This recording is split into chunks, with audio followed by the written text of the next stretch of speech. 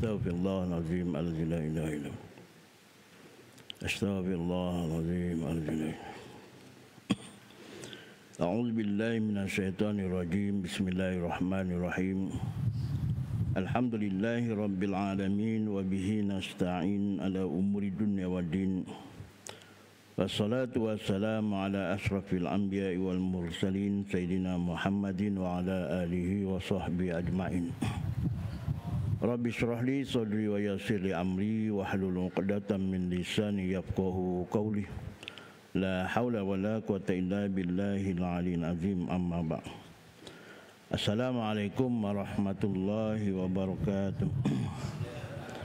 Pada Tuan Nazir dan barisan ajudan kuasa masjid, Tuan-tuan Imam, Tuan-tuan Bilal, Pak Siak, Tuan-tuan Haji, Puan-puan Hajah, para ustaz dan ustazah, tuan-tuan, puan-puan, hadirin hadirat yang dikasihi dan rahmati Allah sekalian. Alhamdulillah, kita bersyukur kepada Allah Subhanahu wa taala. Kita masih lagi diberikan kesihatan, kelapangan, dipanjangkan umur, bertemu dengan bulan Sya'ban. Dah masuk bulan Sya'ban lah. Jadi bila Nabi sallallahu alaihi wasallam mengajarkan kita supaya terus berdoa, bermula daripada bulan Rajab, Allahumma barik lana fi Rajab wa Sya'ban wa balighna Ramadan. Kita berdoa moga-moga dapat bertemu dengan bulan Ramadan. Yang pastinya bulan Ramadan tu tuan-tuan, penuh dengan keberkatan. Maka dengan sebab itu kita kena menyediakan makna diri kita ni supaya kita dapat bertemu Ramadan dalam keadaan kita bersedia. Bila kita kata Ramadan tu bulan keberkatan, bulan yang penuh rahmat. Awaluhu rahmatun wa awsatuhu maghfiratun wa akhiruhu itqun minan nar. Ramadan tu awalnya rahmat, pertengahannya keampunan, di akhirnya pembebasan daripada api neraka. Maknanya kalau kita dapat memenuhi Ramadan itu seperti mana yang Nabi hadapi ataupun Nabi lakukan ketika Ramadan, di akhirnya Allah akan bebaskan kita daripada api neraka. Itu mulianya. Jadi bila keadaan macam itu, kita mestilah ada persiapan. Di antara saya mengambil kesempatan ini tuan-tuan, yang di antaranya kalau siapa yang masih ada utang, utang dengan Allah, utang maknanya puasa yang dulu kita tinggalkan tahun lepas yang belum diqada, kan? Jadi yang ada isteri yang masih setiap bulan cuti tu, tu kena ingatkanlah, dah bayar belum qada. Yang ada anak dara yang masih ada ataupun yang setiap bulan cuti, ada haid, maka ingatkan, dah qada ke belum. Ataupun ada isteri, anak ataupun menantu yang Ramadan tahun lepas bersalin, kan, darah nifas yang 40 hari contohnya, sebulan tak puasa Ramadan, maka pastikan dah dibayar. Andai kata ada yang tertinggal, tak sempat nak dibayar ataupun tak selesai dibayar, pastikan sudah dibayar fidyah ataupun belum. Ataupun mungkin kita sendiri, laki-laki, Ustaz, laki-laki tak ada haid Ustaz, tapi ialah tahun lepas, mungkin Ramadan tahun lepas Allah uji dengan kesihatan, kita tak boleh berpuasa seminggu dekat hospital contoh, dah dibayar ke belum? Ataupun ayah kita sampai sekarang contohnya, dia uzur, umur 80 lebih misalnya, 90 ke, yang uzur tahun lepas pun dia tak puasa, kemudian dia tak ada harapan nak boleh qada, tak boleh, tengok sihat tapi tak ada kemampuan kerana tua, maka dia boleh untuk tidak puasa, tapi dah dibayar fidyah ke belum? Jadi itu di antara perkara tanggungjawab kita untuk memastikan kita bertemu dengan Ramadan kali ini dalam keadaan kita hutang selesai. Sebabnya kalau kita ada hutang, kita nak hutang lagi tuan-tuan payah. Orang tak bagi, orang tak percayalah. Ya. Jadi tuan-tuan kasih sekalian, kerana puasa ni dia tak sama dengan sembahyang. Ya, sembahyang ni ibadah yang fardu, yang wajib, yang tak boleh ditinggal. Tak boleh tinggal atas apa alasan sekalipun. Ya. Kecuali tertidur ataupun terlupa, itu je. Maknanya kalau dia sakit pun dia wajib sembahyang. Ya. Dia sakit pun wajib sembahyang, musafir pun wajib sembahyang. Cuma Allah berikan rukhsah. Tapi puasa ni, ya, kalau orang tu musafir boleh untuk tidak berpuasa. Orang tu sakit boleh untuk tidak berpuasa. Jadi tapi kena qada lah, kan? Itu di antara peringatan lah, kerana kita dah hampir kepada Ramadan. Jadi kita teruskan kuliah kita dalam kitab Ayyuhal Walad, tarbiyah remaja ni. Pada pagi ni kita masuk dalam nasihat yang ke-17, muka surat 40. Tajuknya Pati Ilmu Tasawuf. Jadi kita pagi ni kita bincangkan Pati Ilmu Tasawuf. Apa ilmu tasawuf yang sebenar? Ataupun apa ilmu tasawuf yang kita fahami? Adakah yang kita fahami dengan apa yang dinyatakan oleh Imam Ghazali ini sama ke tidak? Maka di sana nanti akan berlaku satu perkara, betulkan yang biasa, biasakan yang betul. Kalau yang biasa tu, yang kita faham tu tak betul, kena betulkan. Kalau yang kita faham tu betul lah, teruskan. Ya. Bismillahirrahmanirrahim. Qala musannifu rahimallahu ta'ala wa nafa'ana bi ulumihi fi darul amin ya rabbal alamin. Wahai anakku yang tercinta, ketahuilah bahawasanya ilmu tasawuf itu mempunyai dua unsur. Ya, pertama istiqamah. Jadi kalau orang tu mengaku dia melakukan tasawuf, istiqamah ke tidak? Itu unsur yang pertama, mesti ada istiqamah. Apa makna istiqamah? Bahasa kita punya istiqamah berterusan boleh, ataupun berkekalan. Kerana dalam satu hadis, ketika mana sahabat yang bernama Sufyan bin Abdullah, dia bertemu kepada Nabi, dia tanya kepada Nabi, ya Rasulullah, apakah perkataan yang kalau aku dapat daripada kamu, maknanya daripada Rasulullah ni, aku tak perlu tanya pada orang lain. Apa satu perkataan yang baik yang kalau Rasulullah cakap ni, aku tak perlu tanya pada orang lain?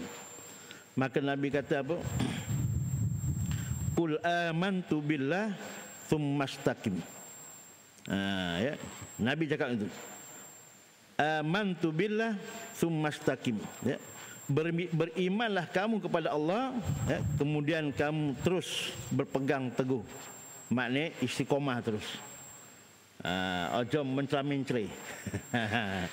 Bahasa Jawanya. Bahasa Arabnya apa? Taraddud. Taraddud. Apa yo?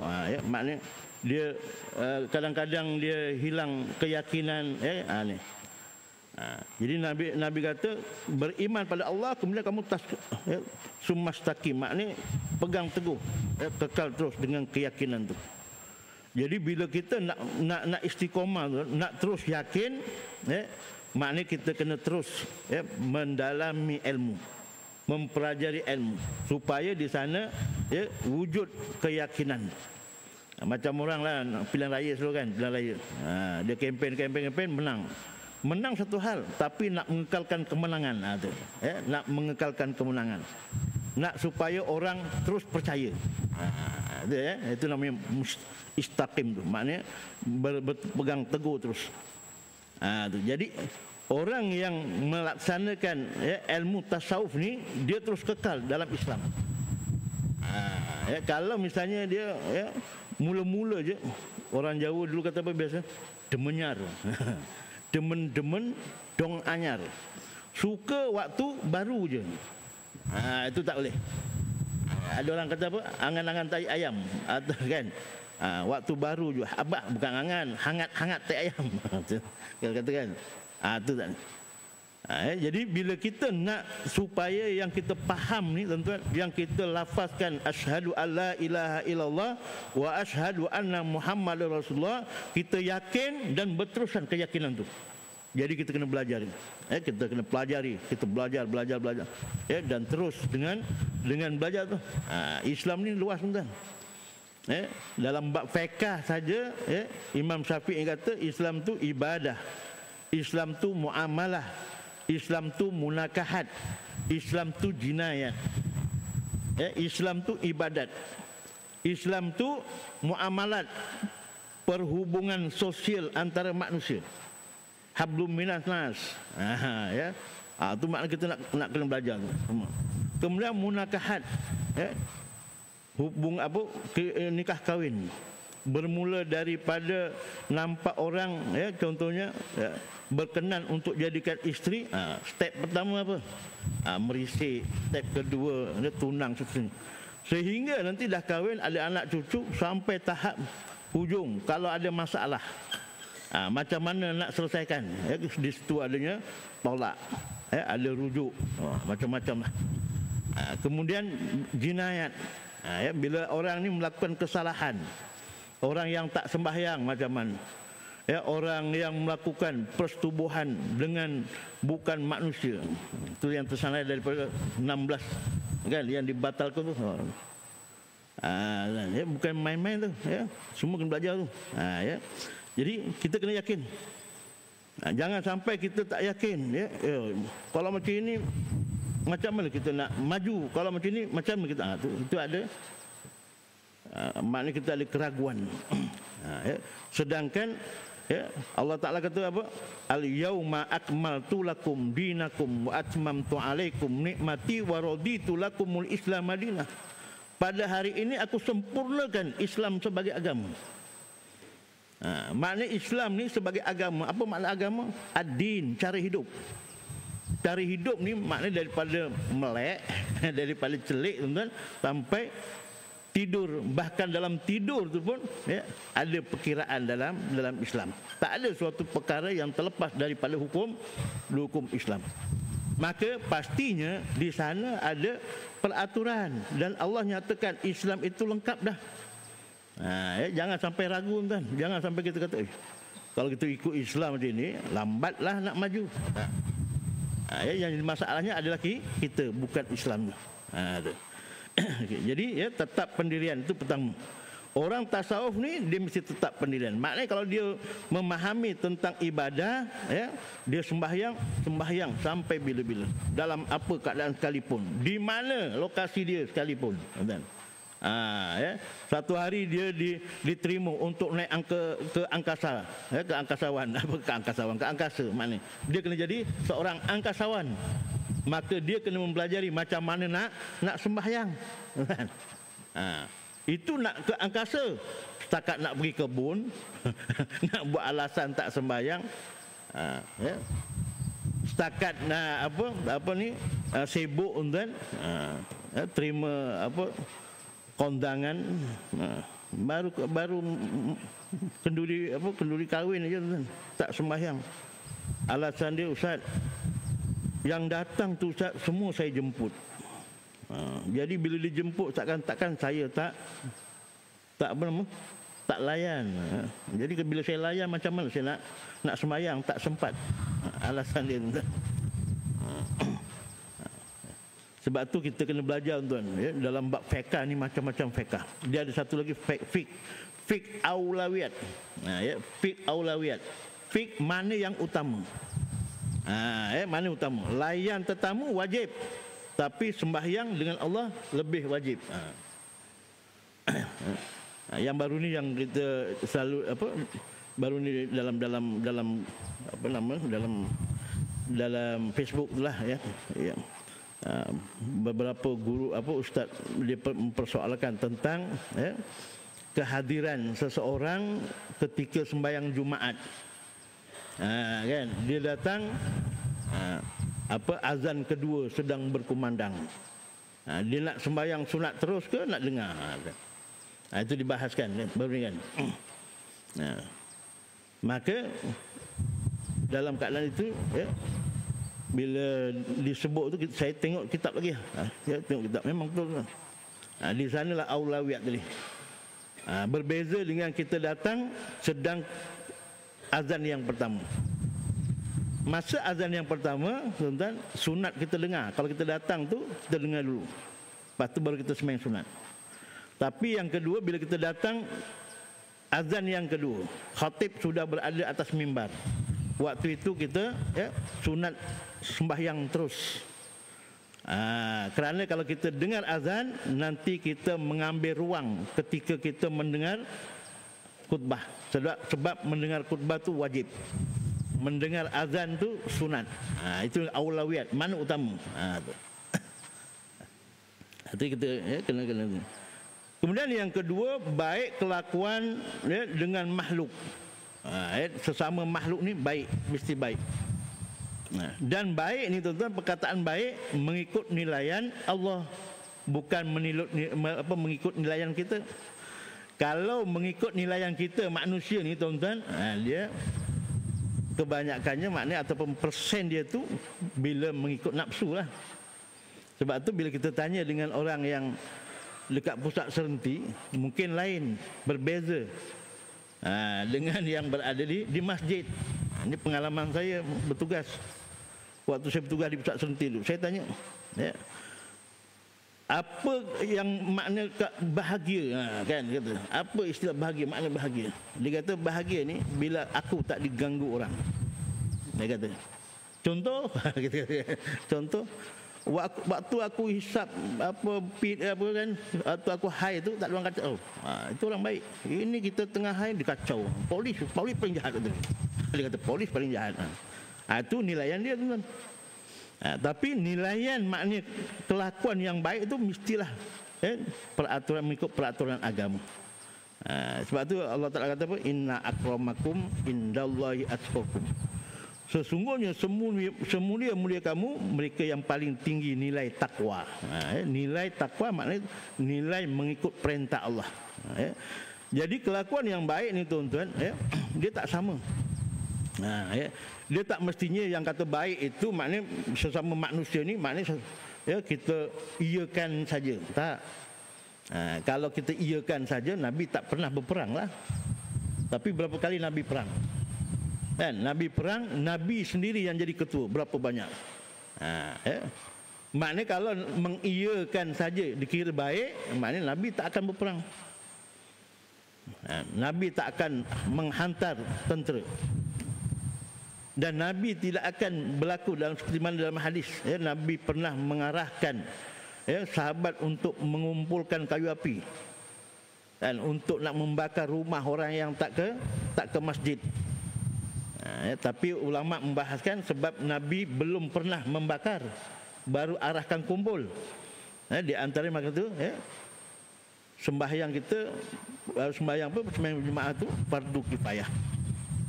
Kalau maknanya sampai tahap orang tak sembahyang tu rumah dibakar terus, tu jadi fardu ain nanti. Jadi tuan-tuan kasih sekalian, sebab tu perkara baik ni maknanya kita kena tengok dalam keadaan, tengok keadaan. Kalau kita ke pasar malam, tuan-tuan, kita pergi dengan isteri, sampai orang usik isteri kita, kan, usik kita diam aja. Kalau itu yang dinamakan baik, tak betul. Kan, tak betul. Kalau isteri kita, tuan-tuan, pergi kondangan tak nak pakai tutup aurat, tak nak pakai tudung contohnya, dengan alasan nanti apa kata, apa kata bibi, apa kata itu. Kalau itu kita kata benda baik, tak betul. Sebab makna kebaikan itu ikut nafsu kita. Jadi yang dinamakan baik itu mesti ikut peraturan Islam. Mesti ikut peraturan Islam. Sebab itu, tuan-tuan, apa yang kita nak buat kena ada dalil. Sekarang orang pelekeh, main-main. Ni lepas ni ada dalil lah. Kan? Apa pula dalil dia? Memang kena ada dalil. Sebab dengan dalil itu akan berubah hukum. Dengan dalil itu akan berubah hukum. Macam kita, tuan-tuan, kan, nanti cerita Ramadan, kan, kita cerita Ramadan. Kita tak sakit, kita sihat, kita berada di kampung, contohnya kan, kita wajib puasa, kan? Sebab kita mukallaf, maknanya kita sampai umur balik, kan? Kita dah dewasa, kita berakal, tak gila, kita berakal, kemudian sehat tubuh badan, maka wajib bagi kita puasa. Tapi bila kita musafir, tuan-tuan, kita musafir, kalau yang ikut yang baru ni, kalau itu Kerajaan Negeri Johor, dia punya fatwa dia 81 km je. Bila kita musafir, hukum dah berbeza. Boleh, harus untuk kita tidak berpuasa walaupun kita sihat, kan? Alah ustaz, 81 km, contohnya tuan-tuan setakat pergi Melaka, kan? Kalau naik MERS, tuan-tuan, tak rasalah. Lagi kalau mesti yang mahal tu, kan? Orang kata pasal saya belum ada, kan? Orang kata belakang tu demi kursi ada tempat urut dia. Tempat urut, kan? Tak rasa, kan? Setakat jauh lebih kurang 100 km tak rasa. Tapi oleh kerana hukum 100 km itu sudah melebihi had musafir 2 marhalah, boleh untuk dia tidak berpuasa, kan? Sebabnya apa? Musafir. Sebab tu mana bila dia elat dia berbeza, maka hukumnya berbeza. Baru ni ada orang tanya, sebab kalau Olympic ni tuan-tuan, dia dah ada sembahyang Jumaat 2 tempat, satu kampung 2 tempat, kemudian satu lagi di Taman Mahkota tu tak jauh. Macam ni lah, kan? Betul ke yang sebelah sana tu kancung? Kancung sini. Orang kancung tu kewajipan dia sembahyang di mana? Di masjid kancung lah, kan? Kewajipan dia sembahyang di masjid kancung, tuan-tuan. Boleh tak dia sembahyang di sini? Tengok keadaan tu. Andai katalah, kan, tuan-tuan, masjid kancung tu kalau dia tak pergi, bilangan tak cukup 40 orang. Kalau Ustaz, kancung kan orangnya ramai. Iyalah, ini kan sebab kalau kan saya kata kalau ya, keadaan sebenarnya sebab kancung ni kampung besar, kan? Kalau dulu waktu saya di Patoni tu, sebab saya cerita dulu, kan? Itu memang dia tak boleh sembahyang di luar. Sebab bila dia sembahyang Jumaat di luar, tempat dia tak boleh buat sembahyang, tak cukup orang. Itu pun dipanggil, kan? Dipanggil. Namanya Mamat. Pukul 2 dipanggil gitu, tuan-tuan. Mamat. Kurang 2 orang ni, cepat sikit datang. Sembahyang Jumaat pukul 3. Waktu zaman saya di sana. Nak tunggu orang. Dia azan, orang masih di kebun Nuri Getah. Dia Nuri Getah, tuan-tuan, kerjanya 8 jam. Dia pagi tu sampai petang. Pagi blok ni, blok tu sampai petang. Kat sana. Kita tak ada suasana tu, kan? Tak ada suasana tu. Sebab waktu itu bila do'if, kan? Di sana do'if masa tu. Dia kena kerja macam tu. Kalau setakat kerja macam biasa, contohnya ambil 2 ekar je, tak makan apa lah sebenarnya. Jadi dia ambil menurih tu sampai 10 ekar. Sampai petang menurih. Ada shift, maknanya kebun yang ditoreh waktu petang. Jadi kalau misalnya tu tadi, andai kata di sana kalau tak cukup 40, kecuali dia pergi, maka dia tak boleh sembahyang di sini. Tetapi oleh kerana sekarang ni, keadaan sekarang di kancung tu bukan 40, 10 kali 40, kan? Maka dia boleh sembahyang sini, sah. Tengok berubah tak? Hukum berubah. Tu, ya. Jadi baik kelakuan dengan makhluk, kita kena belajar juga macam mana yang kata baik. Sebab tu ada hukum, kan? Bagi salam hukumnya apa? Sunat. Hukum asalnya, kan? Bagi salam hukumnya sunat. Jawab salam hukumnya wajib. Hukumnya wajib. Sebab tu bila orang dah bagi salam assalamualaikum, wajib bagi jawab. Kalau tak, maknanya dia akan berlaku di sana, tuan-tuan, berlaku apa? Sangka jahat. Sangka jahat. Sangkanya apa? Dia marah aku lah, kan? Dia marah aku, dia merajuk, dia tak nak dengar aku. Sebab apa? Aku bagi salam, dia tak jawab. Tu berlaku, tuan. Kan? Tapi bila kita bagi salam dalam ramai-ramai ni, kan, assalamualaikum, siapa yang siapa yang kena jawab bagi salam dulu, siapa yang siapa yang sunat bagi salam dulu. Itu berubah dah. Kan? Berubah dia punya hukum dah. Tu. Sebab tu maknanya kita kena, orang kata kena belajar. Jadi keadaan bila campur dengan manusia ni tuan, kelakuan baik dengan manusia ni, maknanya dia tengok pula tempat-tempat dia. Sungai Lang mungkin lain, Olak Lempit mungkin lain. Itu namanya apa? Be'ah. Be'ah tu maknanya suasana lain. Kan contohnya waktu sembahyang kalau ada kematian kan caranya lain. Kat sini jangan kita datang tempat orang, ini tak betul lah, kena buat macam tempat saya. Tak boleh tuan. Sebab tu dah ada peribahasa orang dulu apa? Masuk kandang kambing, ngembek. Maknanya kalau kita pergi tempat tu tuan-tuan, selagi benda tu tidak haram, kena ikut tempat tu lah, walaupun tak sama dengan tempat kita. Sebab apa? Sebab kemungkinan kita kata tak cantik, ya? Yang dibuat ni tak cantik, tapi cantik bagi tempat tu. Kita tak tahu. Macam saya sebut tadi lah, kita dengar sembahyang Jumaat pukul 3, kita pelik kan? Tapi itu yang terbaik untuk dia. Sebab apa? Sebab mungkin dengan kekangan kerja dan sebagainya. Contoh juga ini sekarang ni waktu sembahyang lewat kan, tuan-tuan. Kita habis main subuh tadi dengan wirid pun hampir pukul 7 kan. Kita tengok juga tuan-tuan, ya, waktu macam ni. Dia sebaik-baiknya kita sembahyang berjemaah ni kalau boleh tuan-tuan, ya. Maknanya kita habis tu sama dengan makmum. Sama dengan makmum. Sebab itulah bila kita jadi imam, sunat bagi imam ni dia buat yang sederhana, maknanya ringkas. Kan? Sehingga sahabat kata, aku tak pernah sembahyang jadi makmum kepada imam yang ringkas selain Nabi. Nabi sembahyang ringkas. Tapi dalam hadis yang lain kita dengar Nabi sembahyang sampai bengkak kaki. Itu sebenarnya dalam suasana yang lain. Nabi sembahyang sendiri. Nabi sembahyang sendiri sampai Siti Aisyah kata apa? Ketika mana aku tengok Nabi sujud ni, aku ingatkan Nabi dah tak ada lah. Saking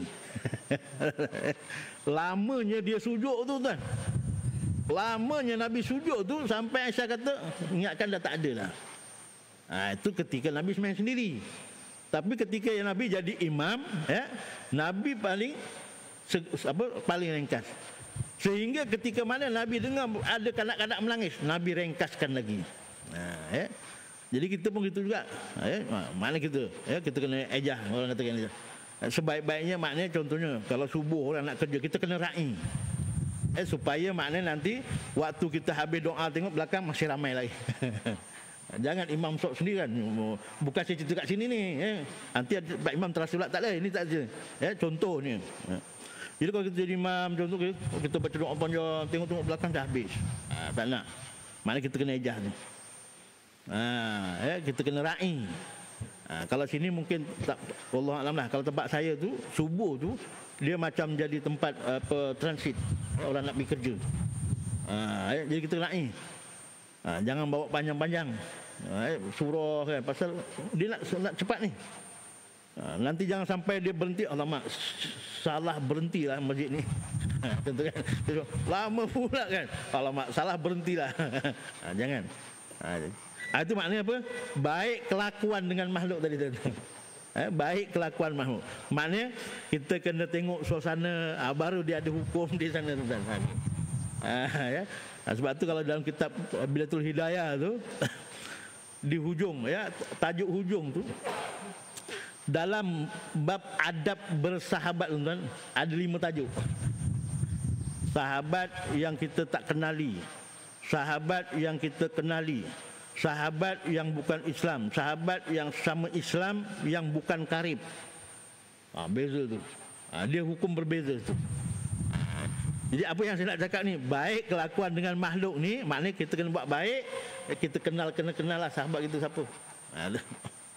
Maka sesiapa yang tetap pendiriannya dan baik akhlaknya dengan manusia, serta ia bergaul dengan lemah lembut, maka orang itu ialah seorang sufi. Yang kita faham sufi ni solo kan, tiga hari tak jumpa orang contoh. Itu pun sufi juga. Tapi secara umumnya sufi ini maknanya orang yang istiqomah, maknanya memastikan apa yang dia buat itu mengikut standard peraturan Islam. Mengikut standard, maknanya tidak ada suatu pelanggaran hukum. Waktu kita berkawan, waktu kita sembang, waktu kita bertemu, waktu kita apa tu, jangan ada unsur-unsur yang mendatangkan dosa. Itu je. Yang mendatangkan dosa. Hukum ada 5 tuan-tuan. Wajib, haram, sunat, makruh, harus. Yang berdosa 1 je tuan-tuan. Apa dia? Yang haram. Maknanya 4 ni masih boleh dibuat. Walaupun di sana ada makruh. Makruh ni benda yang ditegah. Tapi masih ada ruang untuk kita buat. Jadi maknanya kelonggaran dalam Islam itu tuan-tuan luas. Bukannya Islam tu sempit. Ada orang kan kata kalau kita ikut Islam itu tak boleh, ini tak boleh, itu tak boleh, ini tak boleh. Dia rasa semua tak boleh. Sebab apa? Sebab dia memang ahli dalam bab tak boleh.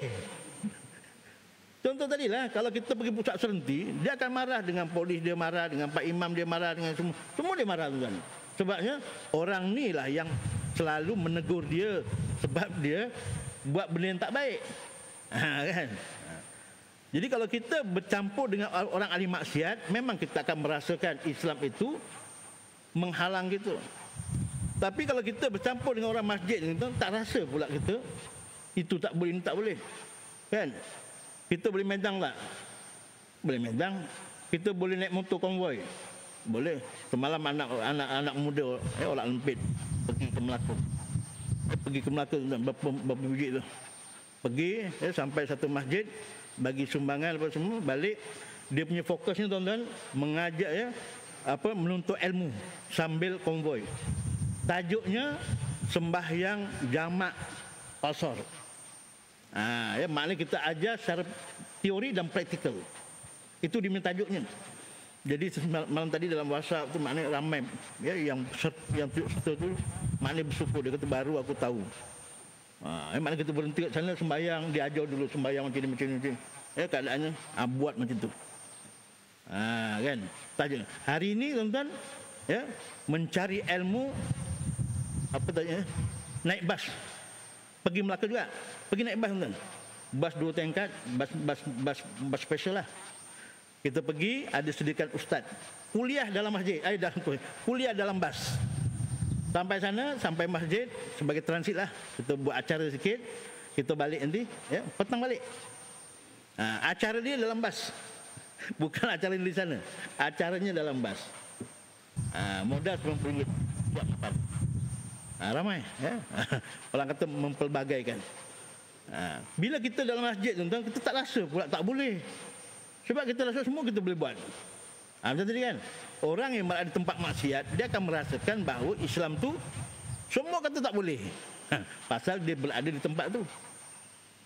Jadi Islam ni sebenarnya tuan-tuan sangat orang kata apa? Sangat luas dia punya peraturan dia. Istiqomah bermakna bahawa ia mengorbankan segala kehendak nafsunya untuk mendapatkan keindahan peribadi. Itu maksud. Maksud istiqomah tuan-tuan. Maknanya dia mengorbankan segala kehendak nafsu. Nafsu nak apa? Contoh kita tuan-tuan, kita daripada pagi sampai zuhur. Waktu zuhur tu kita rasa dah penat kan. Kalau ikut nafsu nak rehat lah. Kan? Tapi kita kena korbankan sebab kita nak cari keindahan peribadi kita, nak cari kita nak jadi orang yang soleh. Kita melakukan sembahyang, mandi-mandi siap pergi masjid. Kita kena korbankan. Sampai pulang asar macam tu juga. Tengah sedap-sedap di kebun, azan asar kena balik. Kena balik. Kita kena korbankan nafsu kita tu. Orang nak main bola kan, dia kena tunggu asar dulu. Jangan sebelum asar main bola. Nanti bila pula nak sembahyangnya. Gitu. Maknanya kita kena. Kadang-kadang kita suka. Ada orang tuan-tuan dia suka dengan baju fashion. Dia nak pakai baju yang fit-fit. sebab dia ada muzzle kan, nak fit pakai baju. Tetapi ketika dia sembahyang, ya, dia merosakkan, ya, apa sembahyang dia. Ada dia sembahyang dia, minta maaf saya sebut, ketika sembahyang tu kan, oleh kerana baju sempit, dia nak nak tutup aurat. Sedangkan kelakuan tu berapa gerak? 3 kali gerak batal. Waktu sujud dia sibuk nak tutup belakang ni. Tapi dia suka baju tu. Nafsu dia kan. Jadi dia kena korbankan. Untuk sembahyang kena tukar lah. Kan? Waktunya mungkin dia waktu biasa, ya, pakaian tu menutup aurat. Tapi dengan pergerakan sembahyang yang ada rokok, ada sujud, ada i'tidal ni, menghilangkan ya, keselesaan tu. Dia kena tukar. Jangan kita kata aku tak suka pakai baju ni, aku suka ni. Tapi kalau yang kita suka itu boleh membatalkan sembahyang, kita kena korbankan. Kena cari benda yang macam orang perempuan kan, dia nak sembahyang, dia kena pakai telekong apa semua. Panas tak? Panas. Tapi oleh kerana kita maknanya untuk beribadat tu, untuk nak mengindahkan peribadi kita. Ibadah kita tu kita nak indahkan peribadi lah. Kita nak menjadi orang yang soleh, kita nak jadi orang yang beragama. Bukan beragama ketika sembahyang saja, beragama setiap ketika, tuan-tuan. Sebab kita ni ahli ibadah, tuan-tuan. Ya? Kita ni ahli ibadah. Maknanya apa yang kita buat semua, ya, akan dapat pahala. Sebab syarat pertama Islam kita dah ada. Yang kedua kena niatnya. Manakala baik kelakuan dengan manusia pula ialah bahawa engkau tidak memaksa manusia memperturutkan kehendakmu. Jangan sampai bila kita berkawan dengan orang, orang mesti ikut aku. Kita jumpa ni, kamu mesti ikut aku. Kau buat ni tak macam aku. Bila tak macam aku, bukan kawan. Aku tak kanca. Aku tak koncong. Bukan kawan. Tak boleh, tuan. Macam saya sebut tadi lah, bila kita sampai tempat ni mungkin tak sama dengan kita, ya, jangan kata-kata itu tak betul. Ya, jangan. Kalau ada macam itu, maknanya kelakuan kita tak baik. Sebab tu Islam ni, tuan-tuan, dia boleh sampai mana-mana. Kita orang Melayu, kita sampai ke mana, Australia, jumpa orang Islam sana, boleh. Boleh, tuan-tuan. Sebab apa? Sebab Islam itu, ya, dia memahami. Dia memahami. Dia tahu mana yang rukun, mana yang sunat. Yang sunat tu budi bicara. Yang rukun kena buat sama. Yang muafakat ijma' ulama kena buat. Itu. Walaupun dalam sembahyang juga kan, dalam sembahyang ada yang rukun, ada yang sunat. Sunat pula ada yang abad, ada yang hay'ah. Ya, maknanya ada ruang-ruang yang masih boleh kita budi bicara tu. Tapi jangan sampai orang tak sama dengan aku, dia bukan kawan aku. Orang yang tak sama dengan aku, tak nak ikut aku tak boleh. Bahkan sebaliknya, engkau paksakan dirimu untuk melayani, tuan-tuan. Ya, bukan mengikut, tuan-tuan, melayani. Lain tu. Bukan kita kena ikut dia, kita melayani. Melayani maknanya kita kena, apa bahasanya, ra'ikan. Ya, contoh, tuan-tuan, Imam Syafi'i dengan Imam Hanafi dalam bab sembahyang, ya, kunut, sunat, yang ni kunut tak sunat. Tapi ketika Imam Syafi'i berada di Imam Hanafi, dia tidak baca kunut, dia meraihkan. Imam Hanafi ketika di tempat Imam Syafi'i, dia baca kunut. Macam sekarang ni Imam besar Masjidil Haram, ada satu ketika dia datang ke Malaysia. Di sana dia tak baca kunut, tapi bila sampai sini kita minta dia jadi imam di Masjid Besi, dia baca kunut. Raihkan. Itu orang yang ada ilmu. Orang yang tak ada ilmu je masalah. Itu masalah. Tu. Bukan maknanya kita suruh jadi macam dia, kita layan. Ketika mana benda-benda yang sunat ni kita boleh layan. Sebab tu saya sebut dalam di masjid tempat saya lah. Jangan sampai kita ada orang silap sikit kita tegur terus. Selagi dia tidak membawa kepada yang haram, tak payah tegur. Kita nak raih, ya. Dahlah yang datang tak berperamai, asyik nak tegur je. Merajuk 5 tahun baru hilang, kan. Itu ayat saya selalu. Kan? Lama tak nampak, bila nampak, apa nama? Ini nak buat kenduri lah ni, datang sini. Nanti lepas kenduri hilanglah kata dia. Belum dah teman tu, kawan tu merajuk tuan. Tunggu 5 tahun nanti baru nampak lagi. Jangan, tak payah tegur. Benda-benda yang sikit-sikit tu biasa. Kecuali benda yang haram tu, kita boleh tegur. Itu pun saya cakap, tegur kena melalui saluran. Jumpa Pak Nazir, jumpa Pak Imam. Jangan kita. Kalau kita orang lain tegur tuan, ya. Nanti tegur sampai 4-5 orang tegur. Kan? Aku baru datang hari ni, aku baru nak datang. Dah kena tegur 5 orang. Lepas tu dia seksi yang tak baik. Maknanya bahkan sebaliknya engkau paksakan dirimu untuk melayani kehendak mereka selama tidak ada di sana perkara yang menyalahi syarak. Perkara yang syarak, perkara yang haram.